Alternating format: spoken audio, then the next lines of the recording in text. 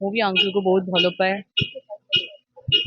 ଏଇ ଘର ଯେମିତି ମୋ ନିଜର ଘର କହିଲେ ଚଳିବ। ମୁଁ ଏଠି ମୋ ଛୁଆ ପିଲାକୁ ନେଇକି ମୁଁ ଆସେ, ବହୁତ ଟାଇମ ସ୍ପେଣ୍ଡ କରେ। ଅଙ୍କଲ ବହୁତ ଭଲ ଭଲ କଥା କୁହନ୍ତି, ଭଲ ରୋଷେଇ କରିପାରନ୍ତି, ସବୁ କିଛି ଭଲ ଲୋକ, ବହୁତ ବହୁତ ଭଲ ଲୋକ। ଗୋଟେ ଫିଲ୍ମ କରିବା ସୁଯୋଗ ପାଇଥିଲି, ବାବୁ ହିରୋ ଥିଲେ ସେଇ ଫିଲ୍ମରେ, କିନ୍ତୁ ଅନଫର୍ଚୁନେଟଲି ସେଇ ଫିଲ୍ମଟା ମୋର କମ୍ପ୍ଲିଟ୍ ହେଇପାରିଲାନି। ସେଇ ଜାଗାଟା ସଦାବେଳେ ଗୋଟେ ଭ୍ୟାକେଣ୍ଟ ତ ରହିବ। ସ୍ମୃତି କୁହ ଚାରଣ ନକରି ସ୍ମୃତି ତ ସ୍ମରଣରେ ସେ ସ୍ମୃତି ସବୁ ରହୁ। ସେମିତି ତ ମନେ ନାହିଁ ମୋ ଆରମ୍ଭ, କିନ୍ତୁ ତାଙ୍କ ସାଙ୍ଗରେ ଜନନୀ ସିନେମାରେ ମନେ ନାହିଁ କେତେଟା କରିଛି ତାଙ୍କ ସାଙ୍ଗରେ। ତା ଛଡ଼ା ସେ ତ ମୋ ନିର୍ଦ୍ଦେଶନରେ ଯୋଉ ସିରିଏଲ ରହୁଥିଲା ପରତକାନି, ସେଥିରେ ବି ସେ ଅଭିନେତା ହିସାବରେ ଥିଲେ। ସେଇଟା ମୋ ଭାଗ୍ୟର କଥା। ସେ ତ କହିଲେ ପ୍ରଥମ କଥାଟା ହେଲା ଯେ ଆରମ୍ଭ କରିଥିଲି ତାଙ୍କରି ସାଙ୍ଗରେ, ପୁଣି ତାଙ୍କରି ସାଙ୍ଗରେ ନାଟକରୁ ଆସି ସିନେମାକୁ ଜାଣିବା ପାଇଁ ଯୋଉ ଆରମ୍ଭ ମୋର ଥିଲା, ଜନନୀ ସିନେମା ଥିଲା, ସେଇଥିରେ ତାଙ୍କ ସାଙ୍ଗରେ ପ୍ରଥମରୁ ଆରମ୍ଭ। ତାପରେ ମୋ ନିର୍ଦ୍ଦେଶନାରେ ଯୋଉ ପଣତକାନି, ସେ ପର୍ଯ୍ୟନ୍ତ ବି ସେ ଜର୍ଣ୍ଣି, ଶେଷ ମିଛ ସିନେମା ପର୍ଯ୍ୟନ୍ତ ବି ଜର୍ଣ୍ଣି, ମାନେ ଅଭିଜ୍ଞତା ଅନେକ ଅଭିଜ୍ଞତା ଅଛି। ସବୁ ତ ଏଇ ସମୟ ଭିତରେ ମାନେ କହି ହବନି, ମାନେ ତ ଠିକ୍। ଖାଲି ଏତିକି ଥାଉ, ସେ ଆଉ ଥାଆନ୍ତୁ ସେମିତି ଛାତି ଭିତରେ, ସେ ସ୍ମରଣରେ ହିଁ ରୁହନ୍ତୁ ସମସ୍ତେ। ମୁଁ ନୁହେଁ, ଓଡ଼ିଶାବାସୀ। ଏଇଠି ଇଏ ତ ଜଣେ ତ ଇଏ ଜଣେ ପିଲା, ସେ କହିଲା ମୁଁ ଯାଇକି ତ ପାଦ ଛୁଇଁକି ଆସିବି। କ'ଣ ସେ କୋଉ ବୟସର ପିଲା, ତାଙ୍କ ଆରମ୍ଭ କ'ଣ? ଉତ୍ତମ ମହାନ୍ତି ସେ ଚିହ୍ନିଛନ୍ତି କେମିତି? ତ ଏଇ ହିଁ ସତ୍ୟ। ଗୋଟେ ଗୋଟେ ଗୋଟେ ଗୋଟେ କରିକି ଚାଲି ଯାଇଥିଲେ। ଜଣେ ଇଏ ଥିଲେ, ମାନେ ଲାଗୁଛି ଯେମିତି ଗୋଟେ ହାତ ଥିଲା ଇଣ୍ଡଷ୍ଟ୍ରି ଉପରେ, ସେଟା ବି ବାହାରିଗଲା, ଖସିଗଲା। ବଟ୍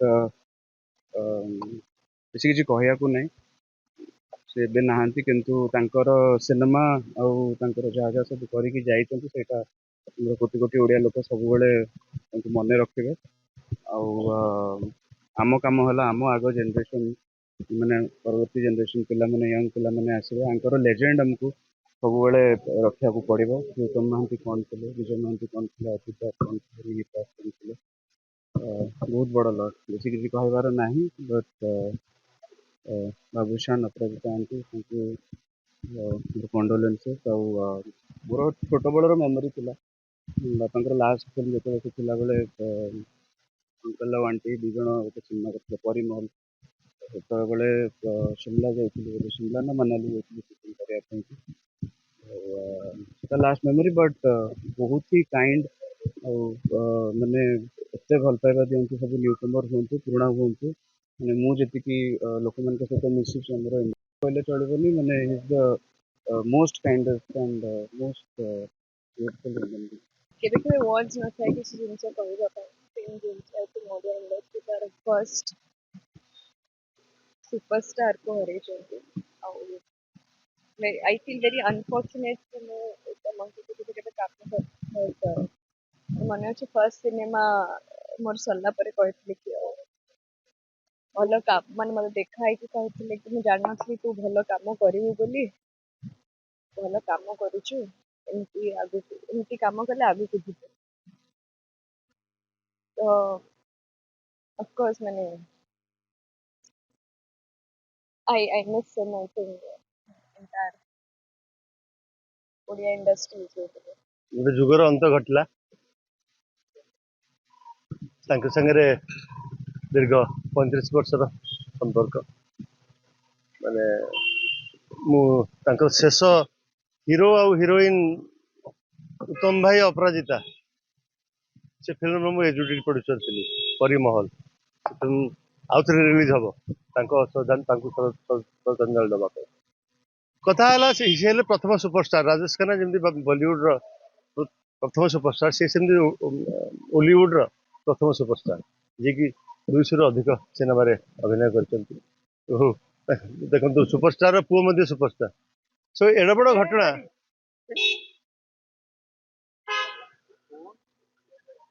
ତ ଏଇଭଳି ଘଟଣା ବର୍ତ୍ତମାନ ଆଉ କାହା ଆଖିରେ ଲୁହ ନାହିଁ, କାରଣ ଶୁଖିଗଲାଣି ଲୁହ। କଥା ହେଲା ଯାହା ସବୁ ସେ ଶିଖେଇ ଦେଇ ଯାଇଛନ୍ତି, କେମିତି ଡାଉନ୍ ଟୁ ଅର୍ଥ ହବା, ମାନେ କେତେ ସେ ଗୋଟେ ସ୍ପଟ୍ ବୟକୁ ମଧ୍ୟ ପାଖରେ ବସିକି କଥା କୁହନ୍ତି, ତାଙ୍କ ସାଙ୍ଗରେ ତାଙ୍କ ସୁଖ ଦୁଃଖରେ ସାଥୀ ହୁଅନ୍ତି, ଯୋଉଟା କି ବହୁତ କମ सुपरस्टार मान पाखे मिले सेटा कहीं भूली पारे से समस्ते शिखी से घटना केते तलकू माने तृणमूल स्तर में से जाकि छिड़ा हो पारे खाली पड़गला से जड़े महान व्यक्ति थिले प्रथम सुपरस्टार थिले आउ जड़े सुपरस्टार को भी से देइचंदी माने एटा इतिहास साक्षी अच्छी कि फिल्म इंडस्ट्री हो कि क्रिकेट इंडस्ट्री हो जदि से भाया जड़े दक्ष लोक न पुओ से इतिहास को रचना करेंगे सेटा बहुत कम जगह देखा मिली आईटा सबुठ गोटे बड़ उदाहरण कि उत्तम सार जड़े केते महान व्यक्ति थिले तांकर सिनेमा इंडस्ट्री ପାଇଁ कौन अवदान थिला जो अवदान गोटे आशीर्वाद हिसाब से बाबूसान आसिले फिल्म इंडस्ट्री को जड़े बड़ अभिनेता होके आसिले आउ सारा ओडिशा तांको पुओ को भी चिन्हिचंती एज ए सुपरस्टार एंड मु भाबुची से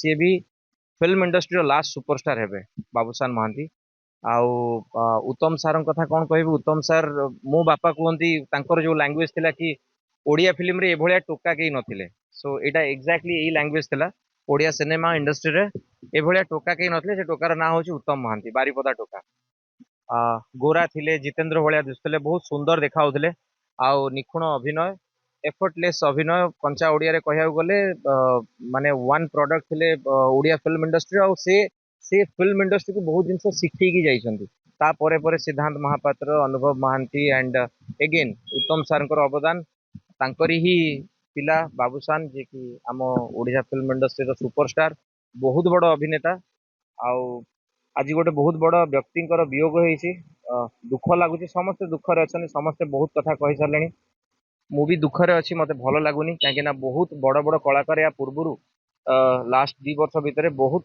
आर्टिस्ट पलि गले परलोक हो गले ये शेष गोटे बड़ बर गछ थिले सी भी आज भुशुड़ी पड़े तो बर्तमान सब दायित्व बाबूसान सिनेमा इंडस्ट्री को केमती आगू निज कहीं सी जड़े बहुत दक्ष अभिनेता युव अभिनेता बहुत कला पाखे अच्छी बाकी ओडिशावासी को से बहुत जिन दबाक अच्छी आ मोर विश्वास कि सी बहुत भल भाव परिवार को आगे नहीं जिबे आउ दुई पद कहबी कि मु तो प्रथमे गोटे गीत शुणी उत्तम सार बहुत छोट थी मनर देश रे प्रेमर सहरे छोट गोटे घर से कहीकि रखुची आमे प्रभु जगन्नाथ प्रभु आत्मार